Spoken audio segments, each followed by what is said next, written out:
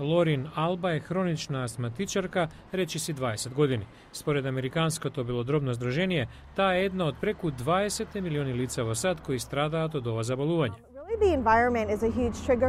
Деновите кога квалитетот на воздух е лош, автобусите, смогот, загадувањето, сето тоа може да ми предизвика напад. За најновото истражување на Агенцијата за заштита на животната средина, ЕПА и Универзитетот на Северна Каролина, говори Дженис Нолин од Американското белодробно здружение. Се бавеше со здрави млади возрастни и нивоата за кои претходно се сметаше дека се безбедни. Кога беа изложени на нив во клинички услови, добија проблеми со дишењето. Озонот е составен од 3 атоми на кислород. Овој невидлив гас може да го иритира и воспали респираторниот систем. Озонот тоа не го прави самиот, туку најчесто во комбинација со честички од дизел издувни гасови, например, што пак може да доведе до срцев или мозочен удар. Согласно актот за чист воздух, што е на сила веќе 40 години, населените места имаат обврска да го намалат озонот и другите загадувачи.